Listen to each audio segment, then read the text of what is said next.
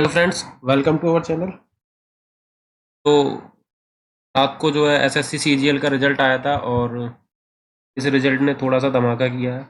किसी के घर में होली भी नहीं मन पा रही है और किसी के घर दिवाली मन रही है। और कुछ लोग अपने पड़ोसी के घर में जाके पटाखे भी फोड़ रहे होंगे और कुछ लोग अपने पड़ोसी से छुप रहे होंगे कि पूछने वाले होंगे कि भाई आज एसएससी सीजीएल का रिजल्ट आ गया। तो ये सब बात की बात है। जो सीजीएल का रिजल्ट आया उसमें जो कट ऑफ है वो काफ़ी हाई गई है। और जो कट ऑफ है हाई जाने का जो रीज़न है, वो क्या रीज़न है वो मैं इसमें बताऊंगा। और साथ ही साथ एक स्टोरी भी बताऊंगा कि और एक और स्टोरी है कि कट ऑफ क्यों इतनी बढ़ रही है। तो जो सबसे लोवेस्ट कट ऑफ है हमारी वो है 335 यूआर में पोस्टल असिस्टेंट के लिए 335, और ओबीसी में है वही 334। और मैंने जो वीडियो बनाई थी, मैंने भी एसएससी सीजीएल की कट ऑफ के लिए वीडियो बनाई थी, तो मैंने उसमें प्रॉपर एनालिसिस किया था। आप चाहें तो वो वीडियो देख सकते हैं, मैं उसका लिंक डिस्क्रिप्शन में डाल दूंगा। मैंने जो एक्सपेक्टेड कट ऑफ बताई थी वो थी 314 यूआर के लिए और 311 ओबीसी के लिए।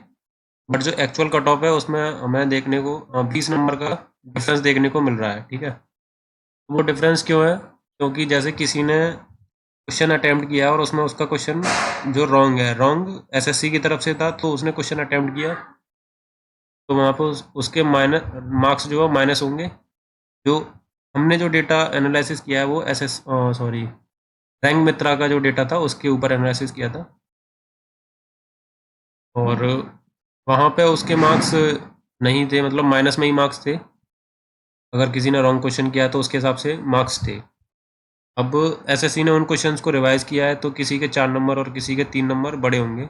और ये आपने शुभम जैन सर की वीडियो है उसमें भी देख लिया होगा कि क्या रीज़न है। अब मैं बात करता हूँ एक स्टोरी पे। तो मैंने भी एसएससी सीजीएल दिया था। मेरा जो एग्ज़ाम था वो आगरा था। मैं फिरोजाबाद का रहने वाला हूँ। मैं बस स्टैंड पे वेट कर रहा था अपनी बस का। तो वहाँ पे ना 4-5 लड़के खड़े थे, तो उन्हें देख के लग रहा था कि वो भी सीजीएल देने जा रहे, मेंस देने जाएंगे। मुझे लगा उनमें से कोई मेरे एक साथ का ही होगा जो मेरे सेंटर पे जाएगा। जैसे आगरा में 3-4 जगह सेंटर है, तो उनमें से कोई ना कोई एक जगह एक मेरे साथ जाता ही जाता। मैं भी उनके पास ही खड़ा हुआ था और अपना रिवीजन कर रहा था लास्ट टाइम पे, जो भी होता है।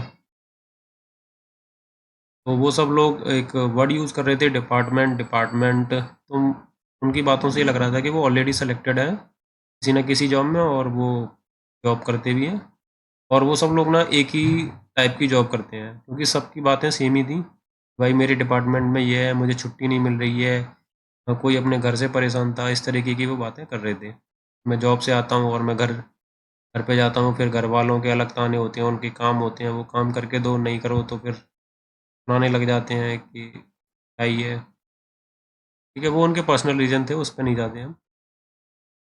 अब जब बोल बस आई तो हम लोग बस में भी बैठे, तो वहाँ पर भी उनका वही स्टार्ट हो गया, डिपार्टमेंट डिपार्टमेंट डिपार्टमेंट। मैंने एक से पूछा कि भाई आप कौन से डिपार्टमेंट में जॉब करते हो जो आप लोग इतना परेशान हो? तो उन्होंने बताया कि भाई मैं एसएससी सीजीएल पोस्टल असिस्टेंट 2022 में सेलेक्टेड हूँ, और हम सब लोगों की पोस्टिंग अपने ही होम डिस्ट्रिक्ट में है। जैसे किसी की पोस्टिंग उसी के होम डिस्ट्रिक्ट में, किसी की आगरा थी या किसी की दूसरे सिटी में थी, तो 50 से 80 किलोमीटर का डिफरेंस था सबकी सिटी में। कोई भी इस रेंज से बाहर का नहीं था। तो आप सोचो, एक तरफ वो स्टूडेंट है जिसकी पोस्टिंग अंडमान निकोबार हुई है, क्योंकि उसने बस पहले तो अपनी इनकम सोर्स बढ़ाने के लिए कहीं पे भी पोस्टिंग ली। और एक वो स्टूडेंट है जिसकी पोस्टिंग होम डिस्ट्रिक्ट में है, और वो एग्ज़ाम इसीलिए दे रहा है कि मैं अपने होम डिस्ट्रिक्ट से बाहर निकल सकूं। और एक वो स्टूडेंट है जो अपने होम डिस्ट्रिक्ट या होम स्टेट में आना चाहता है। होम डिस्ट्रिक्ट तो छोड़ो, होम स्टेट या उसके आसपास के स्टेट में आना चाहता है। तो जब सिस्टम में इस तरीके के लोग आएंगे, जो मतलब एक जॉब लेने के बाद भी फिर से कुछ नहीं है, क्या होगा भाई? बार बार वही लोग आके एग्ज़ाम देंगे। अब अगर एक नॉट सेलेक्टेड वाला स्टूडेंट जो फर्स्ट टाइम या सेकंड टाइम एग्ज़ाम दे रहा होगा, उसके ऊपर कितना प्रेशर होगा एग्ज़ाम हॉल में, और एक जो ऑलरेडी सेलेक्टेड है उसके ऊपर कितना प्रेशर होगा। हाँ, तो उस प्रेशर की वजह से भी कुछ क्वेश्चन गलत हो जाते हैं। तो मैं ऐसे लोगों से रिक्वेस्ट करता हूँ कि मतलब आप अगर ऑलरेडी जॉब में हो और आप कहीं पे भी चले जाओ, इस तरह की आपके डिपार्टमेंट में जो भी पॉलिटिक्स है वो पॉलिटिक्स हर डिपार्टमेंट में होगी।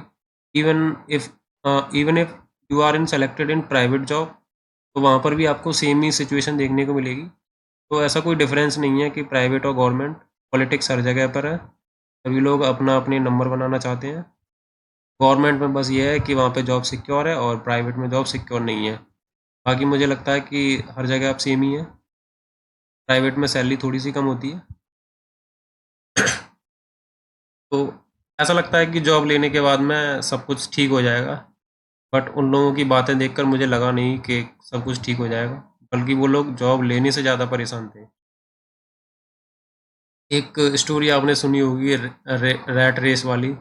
जॉब लग जाती है, वहाँ पे कुछ चूहे होते हैं जो अपना बैग टांग के और कोट पैंट पहन के जॉब के लिए जाते हैं, मेट्रो में बैठते हैं। तो उस मेट्रो में भी बहुत सारे चूहे होते हैं। कुछ चूहे मेट्रो में से बाहर निकलते हैं, उनका स्टॉप आ जाता है, और कुछ अपने स्टॉप पे जाने के लिए उस मेट्रो में चढ़ते हैं। वो आपने वीडियो देखी होगी। तो उसी तरीके की एक रेट रेस है, और हम लोग उस ट्रैप में फंस चुके हैं। हम सोचते हैं कि हमारा जो एग्ज़ाम है वो 1 नंबर से रह गया, 2 नंबर से रह गया, हम अगली बार देंगे। लेकिन जब अगली बार भी हमें ऐसे ही लोग मिलेंगे तो कैसे हमारा एग्ज़ाम क्वालिफाई होगा। एक वर्ड होता है प्रेशर, प्रेशर हैंडलिंग। तो उन लोगों ने पहले ही मतलब जॉब ले चुके हैं और वो ऑलरेडी प्रेशर हैंडल करना जानते हैं। और अगर मैं फर्स्ट टाइम एग्ज़ाम देने जाऊँगा तो मेरे पास बहुत ज़्यादा प्रेशर होगा।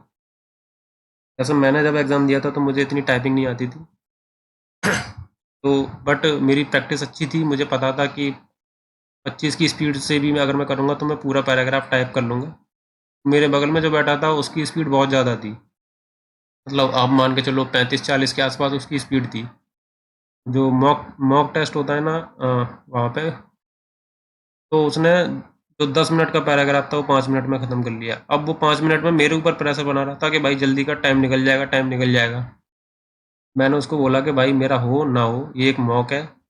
मैं अभी बस यहाँ पे अपना कीबोर्ड टेस्ट कर रहा हूँ और इससे ज़्यादा कुछ नहीं।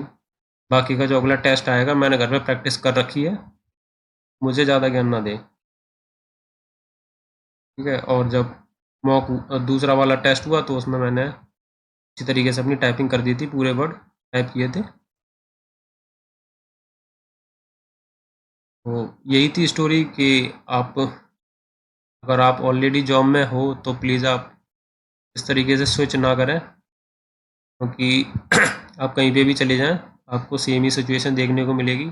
मैं भी एक प्राइवेट जॉब करता हूँ, प्राइवेट जॉब करने के बाद मैं फिर गवर्नमेंट जॉब की तैयारी भी करता हूँ, उसके लिए भी टाइम देता हूँ, अपनी फैमिली के लिए भी टाइम देता हूँ। मैं हर एक चीज़ मैनेज कर रहा हूँ, प्राइवेट में होते हुए भी। और आप लोग गवर्नमेंट में होते हुए भी वो चीज़ मैनेज नहीं कर पा रहे हैं, तो फिर क्या ही फ़ायदा है इतने प्रेशर हैंडलिंग का। तो अगर आप, ये कोई स्टोरी फेक नहीं है, एक रियल स्टोरी है, और जिन जिन लोगों तक ये स्टोरी पहुंचेगी वो समझ भी चुके होंगे कि हमारी हमारी स्टोरी है ये। और मेरे भी कुछ फ्रेंड हैं जो एसएससी सीजीएल में ऑलरेडी सेलेक्टेड है, तो वो भी मतलब इसी टाइप का मतलब है उनका सिचुएशन कि उन्हें अपने घर आना है, तो वो इसीलिए एग्ज़ाम देते हैं। और कुछ लोग ऐसे हैं जिन्हें अपने घर से दूर जाना है, भाई मैं शाम को अपने घर पे आऊँ तो मेरी मम्मी मुझसे ना कहें कि सिलेंडर भरवा लाओ। तो thank you for watching this video, and there is a request, please subscribe this channel, please support. Thank you.